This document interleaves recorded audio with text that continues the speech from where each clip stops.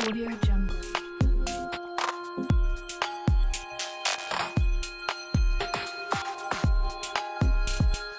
Audio Jungle.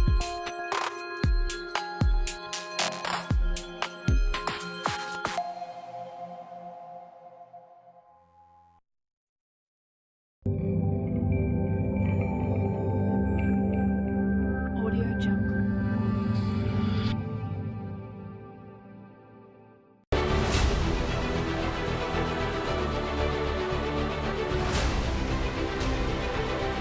Audio Jungle.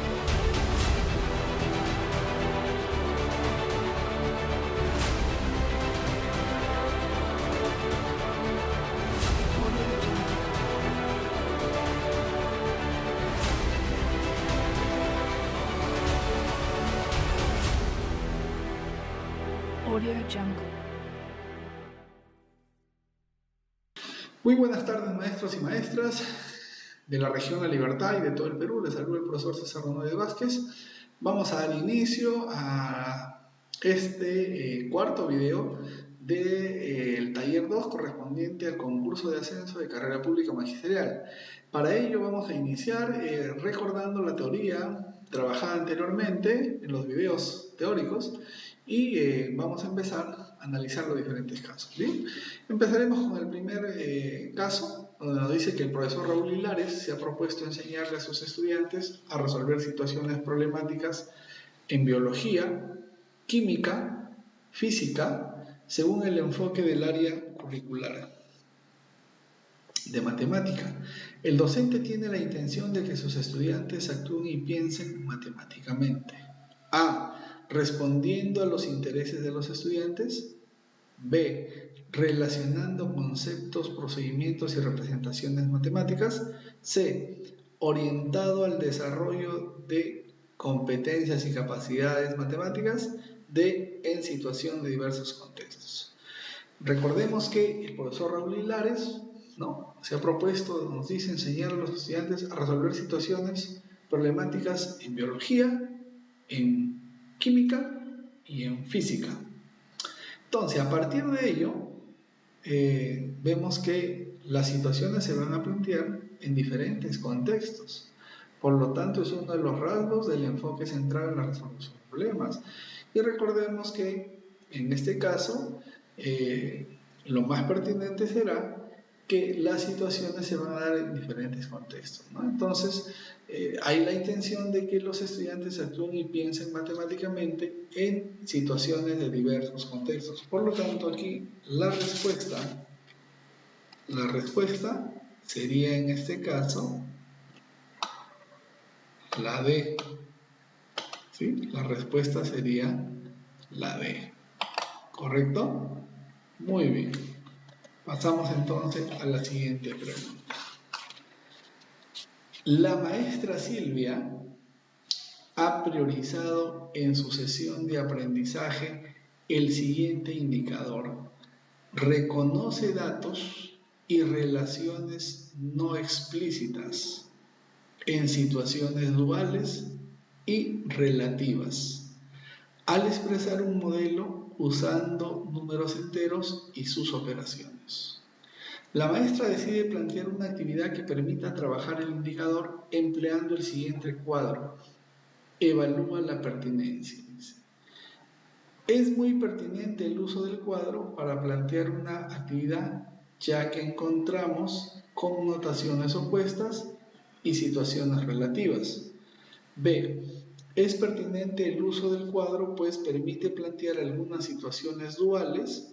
C. Es escasamente pertinente, ya que solo permite reconocer datos y no es pertinente para trabajar el indicador. Ítem D. Muy bien. Analicemos entonces lo que está pensando hacer la maestra Silvia. La maestra Silvia entonces está pensando trabajar la sesión y obviamente hay un indicador que dice reconoce datos y relaciones no explícitas en situaciones duales y relativas, al expresar un modelo usando números enteros y sus operaciones. Lo primero a lo que yo les invitaría es a reflexionar qué competencia es la que está en juego, ¿no? a partir de ello.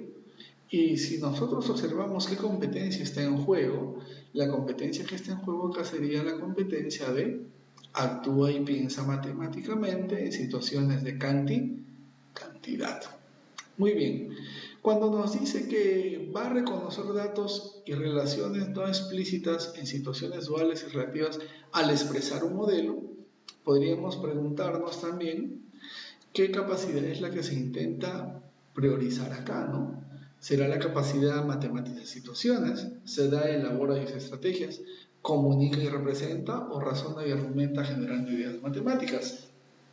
Entonces, al hacer el análisis de esta situación podemos darnos cuenta que la competencia está priorizando la capacidad de matematizar. Recuerden que matematizar, ¿no?, o la matematización está relacionada a la construcción de modelos matemáticos o al usar un modelo ya establecido. En este caso, al expresar, dice, un modelo usando números enteros y operaciones. Muy bien, entonces como ustedes pueden observar ahí tenemos un cuadrito de eliminatorias de Copa Mundial Brasil 2014, ¿no?, donde hay un hexagonal y donde a partir de información queremos saber si es pertinente, obviamente, ¿no?, como se está viendo, el uso del siguiente cuadro para plantear actividades, ¿no? Y las actividades que se plantean deben estar relacionadas a que se reconozca datos. Observamos que en el cuadro hay datos muy interesantes que pueden reconocerse y hay también relaciones explícitas que están en el cuadro, pero también hay relaciones no explícitas, ¿no? Si bien es cierto, hay partidos jugados, ¿no?, partidos ganados, partidos empatados, ¿no? Probablemente en este caso goles en contra, ¿no?, goles a favor. Probablemente hay también mucha información que no está dada de manera explícita, ¿no?, como podría ser en este caso a partir de tener el puntaje de partidos jugados, partidos empatados, ¿no? Podríamos sacar explícitamente aquel puntaje en relación a aquella información que no está de manera explícita. Asimismo tenemos lo relacionado a situaciones duales. Se podrá plantear situaciones duales y las situaciones duales están relacionadas justamente a procesos contradictorios, no en el sentido de que sean procesos, digamos, que no se relacionan, más bien son procesos que se relacionan, ¿no? Como partidos ganados, partidos perdidos, como por decir, comprar, o sea, gasto, ¿no?, y vuelto, por decir, ¿correcto? Entonces, la tabla se presta para poder plantear actividades relacionadas a situaciones, en este caso, duales, pero también en relación a situaciones relativas, ¿no? Porque si hablamos de situaciones relativas, estamos hablando de situaciones en las que tenemos puntos de referencia, ¿no? Por ejemplo, una situación planteada relacionada al nivel del mar, a la temperatura, por decir ambiental, como una referencia, pero también podemos plantear situaciones relacionadas a el puntaje, ¿no?, por decir, correcto, primer lugar, segundo lugar, tercero, cuarto, quinto y sexto, ¿no?, a la cantidad en este caso de partidos, correcto, en relación a cada uno de los goles a favor, goles en contra. Hay situaciones relativas muy interesantes que se podrían plantear. Por lo tanto, podríamos decir que en sí, la maestra, al decir trabajar una actividad empleando el siguiente cuadro, ¿no?, podríamos decir a ciencia cierta que la respuesta sería que es muy pertinente, ¿no?, el uso del cuadro para plantear una actividad, ya que encontramos connotaciones opuestas y situaciones relativas que permiten justamente trabajar con mucha precisión el indicador. Muy bien, vamos a la pregunta número 3, y la pregunta número 3 dice lo siguiente: la maestra Claudia ha priorizado en su sesión de aprendizaje el siguiente indicador. Reconoce las funciones cuadráticas a partir de sus descripciones verbales, sus tablas, sus gráficas o sus representaciones simbólicas. La maestra decide plantear una actividad que permita trabajar el indicador empleando la siguiente regularidad. Muy bien, entonces muy importante que a partir de ello reconozcamos la competencia, ¿sí? ¿Cuál es la competencia? ¿No? Como hicimos el análisis anterior, y también reconozcamos cuál es la capacidad, ¿correcto? Muy bien, si hablamos de regularidades, en este caso, ¿sí? Estaríamos en la competencia de actuar y piensa matemáticamente en situaciones de, en este caso, ustedes podrían plantearla, y también la capacidad que se está trabajando, que es muy evidente, desde luego. Entonces, bien, me permite la siguiente tabla establecer, a partir de poder observarla, reconocer la función cuadrática. Bueno, tal como está, lo que primero podría hacer de repente el estudiante es ver la cantidad de cubitos que hay apilados, ¿no? Podría decir un cubito, 4 cubitos, ¿no? Y así sucesivamente. 8 cubitos, 16 cubitos, 32 cubitos, ¿correcto? Ir contabilizando, en este caso, la cantidad de cubos que están presentes, ¿sí? Entonces, un cubo, 4 cubos, 9 cubos, 16 cubos, ¿sí? 9 cubos, 16 cubos, 25 cubos. Entonces, podríamos establecer luego la relación en una tabla relacionando la figura o el número de figuras con la cantidad de cubos, ¿no? Por decir, la figura 1 al cuadrado sería 1, la figura 2 al cuadrado sería 4 cubos, la figura 3 al cuadrado 3 sería 9 cubos, la figura 4 al cuadrado 16 cubos, la figura 5 al cuadrado 25 cubos. Ahí ya se establecería una relación obviamente cuadrática, ¿no? Entre el número de figura y la cantidad de cubos que existen. Entonces, definitivamente esta, digamos, regularidad nos permitiría no solamente reconocer funciones cuadráticas, sino que a partir de sus descripciones verbales, ¿no? Al elaborar una tabla, establecer gráficos, ¿no? La representación simbólica a la que podríamos llegar, ¿no? A través del número de figura y la cantidad de cubos. Entonces, la actividad se presta para ser muy pertinente, ¿no? En el uso de la regularidad, pues el estudiante puede reconocer la variación de la regularidad y establecer, en este caso, la relación cuadrática. Muy bien. Entonces, la respuesta aquí sería A. Respuesta A. Vayamos a la pregunta número 4. La maestra Rebeca ha priorizado en su sesión de aprendizaje el siguiente indicador. Emplea estrategias heurísticas para resolver problemas de traducción simple y compuesta, relacionando el aumento o descuento porcentual. Muy bien, la maestra decide plantear la siguiente situación problemática. Isabel ayuda a su tía los fines de semana en una feria de artesanías. El último sábado Isabel observó que el precio de venta de un poncho es un 30% más que su precio de costo. Sin embargo, al venderlo ya tuvo que rebajar el precio de venta en un 10%. Pregunta, ¿qué porcentaje del costo se ganó? Evalúa la pertinencia de la situación.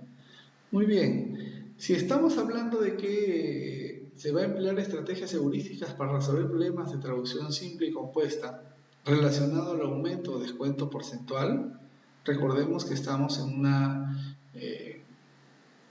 competencia, ¿no? ¿En qué competencia? Recordemos en qué competencia. Y luego, ¿cuál sería digamos allí, la capacidad en este caso, ¿no? Que se está trabajando, que es muy sencilla identificarla también. Eso sería lo primero que tienen que hacer, estimados colegas. A partir de ello, y de tener bastante claro eso, podríamos decir que el problema es un problema no de una sola etapa, que quiere decir que no es de traducción simple, porque tiene más de una etapa. Entonces sería de traducción compuesta, de traducción en este caso compuesta, simple primero y luego compuesta, y que está relacionando en este caso aumento y descuento porcentual. Entonces, si analizamos de esta manera, diríamos que la situación problemática es muy pertinente, ¿no? El uso de la situación problemática, ya que permite trabajar la traducción simple y compuesta relacionando el aumento y descuento porcentual. Muy bien. Vamos a la siguiente, la pregunta número 5. Taller número 2, concurso de ascenso a la carrera pública. Recordemos, colegas, que estamos en este segundo taller y vamos ya por el problema número 5. El maestro Olivencia ha priorizado en su sesión de aprendizaje el siguiente indicador. Prueba sus conjeturas sobre los posibles conjuntos soluciones de un sistema de ecuaciones lineales. El maestro decide plantear el siguiente sistema de ecuaciones lineales y luego pide a los estudiantes que expliquen la obtención del conjunto solución. Entonces nosotros podemos decir, ¿el maestro logra evidenciar satisfactoriamente el propósito del indicador? ¿El maestro logra evidenciar el propósito del indicador? ¿El maestro logra evidenciar parcialmente el propósito del indicador? ¿O el maestro no logra evidenciar el propósito del indicador? Tenemos que ver que el propósito del indicador está relacionado a que el estudiante, en este caso, pruebe sus conjeturas sobre los posibles conjuntos soluciones de un sistema de ecuaciones lineales. Sin embargo, cuando el maestro pide que el estudiante solucione el sistema de ecuaciones lineales, no está en ningún momento pidiéndole que el estudiante establezca una conjetura, que luego valide la conjetura o no la valide en el proceso. No se puede evidenciar ello, ¿no? O sea, no hay una prueba de las conjeturas. En este caso, simplemente hay un planteamiento de una situación sobre ecuaciones lineales y al criterio, obviamente, luego de ver las evidencias propuestas por el maestro no logra evidenciar el propósito del indicador. Muy bien. Vamos por el ítem 6, donde el profesor Elbar ha preparado actividades de aprendizaje según las fases de práctica del laboratorio, ¿sí? De la matemática, propuestas por Gastón Mirialet. Gastón Mirialet justamente es uno de los matemáticos que propone estas prácticas de laboratorio en relación a las fases que habíamos visto anteriormente. Bien, entonces, la primera fase habíamos dicho que es la acción real y el laboratorio de matemática, recordemos que se da en la medida en que vas a introducir un contenido nuevo, en la medida en que hay problemas sobre ya campos temáticos trabajados, o en la medida en que queremos que el estudiante identifique diferentes propiedades del objeto matemático, ¿no? Que no hemos podido lograrlo, ¿no? Entonces, esa acción real podríamos ligarla ¿con qué actividad de las 4 propuestas?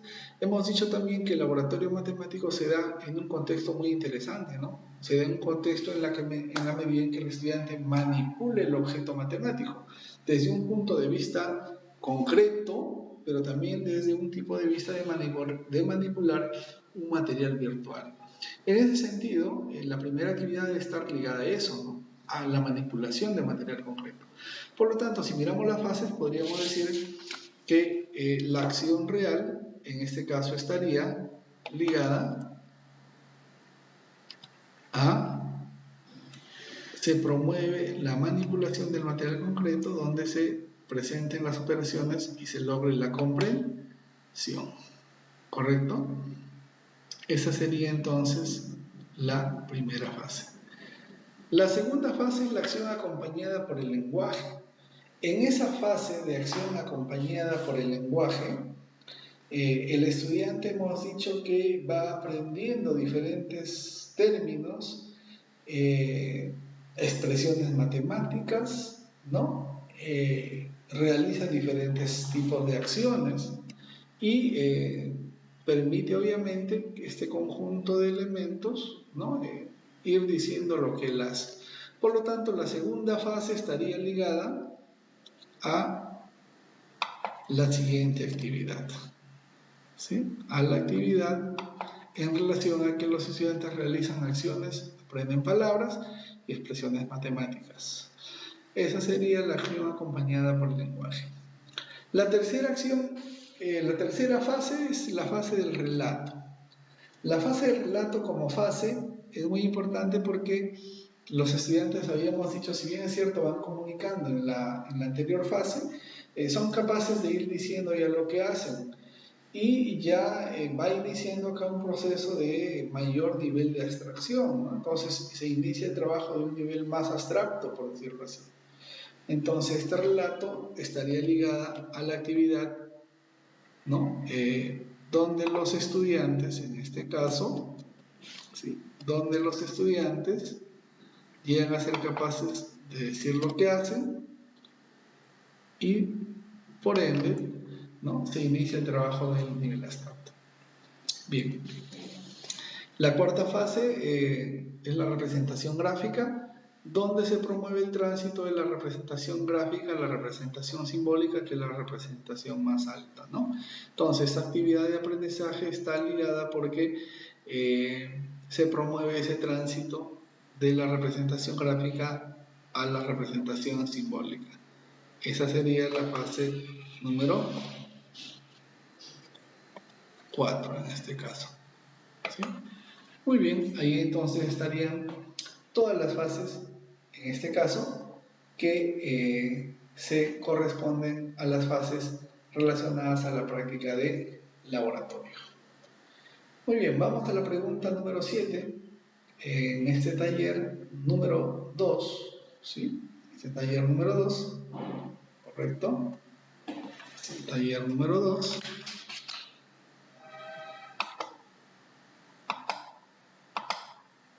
Número 2.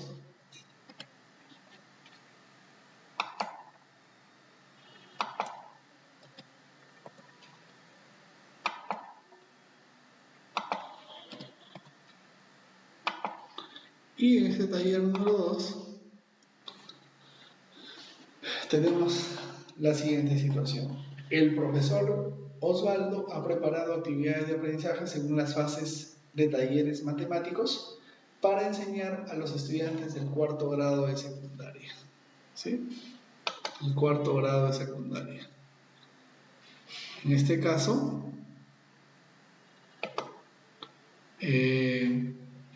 haga corresponder las fases, ¿no? De aprendizaje escribiendo los números entre paréntesis. Muy bien, vamos a tener lo siguiente entonces, ¿sí? Tenemos que 4 fases: fase de familiarización, fase de problema de traducción simple, fase de problema de traducción compleja y problema de interpretación y aplicación y valoración. Entonces, sabemos que la primera fase o fase justamente de familiarización permite que el estudiante vaya iniciando un trabajo con problemas elementales, pero también en esta primera fase de familiarización se debe generar un clima altamente motivador, ¿no? Un clima motivador y un clima donde se planteen problemas elementales, ¿no? Por lo tanto, esta fase corresponderá a esta actividad, ¿correcto? Muy bien. Tenemos la fase número 2, problema de traducción simple. Bien, esa fase de problema de traducción simple permite que el estudiante, en este caso, se plantee un problema no típico donde los estudiantes desarrollen procesos, ¿no? A través de problemas de traducción simple, de fases una fase y obviamente establezca resúmenes y conclusiones. En ese caso entonces la fase estará relacionada a esta actividad. Número 2. Bien, a partir de ahí entonces pasamos ya a la siguiente fase, que es problema de traducción compleja. Los estudiantes ya se enfrentan a problemas que implican más de dos etapas, ¿no? O sea, más de 2 etapas y que movilizan mucho más estrategias heurísticas, ¿no? Entonces, este problema está relacionado, esta fase está relacionada a esta actividad de aprendizaje. Y por último, problema de interpretación, aplicación y valoración. Ya en este proceso se plantean problemas con características mucho más complejas y abiertas y se promueve ya la síntesis de los planteamientos elaborados, ¿no? Y obviamente siempre valorando las competencias y capacidades desarrolladas. Muy bien, entonces ahí estaría. ¿Sí? Va a quedar un problema para que ustedes trabajen este apareamiento y estimados colegas, recordemos siempre acá nuestro amigo Gandhi que la fuerza no viene de la capacidad física, sino viene de la voluntad indomable que uno tiene para poder lograr las cosas. Muy agradecidos, muy buenas tardes y nos volvemos a encontrar en los siguientes videos, tanto teóricos como los talleres de los casos. Muchas gracias. Permiso.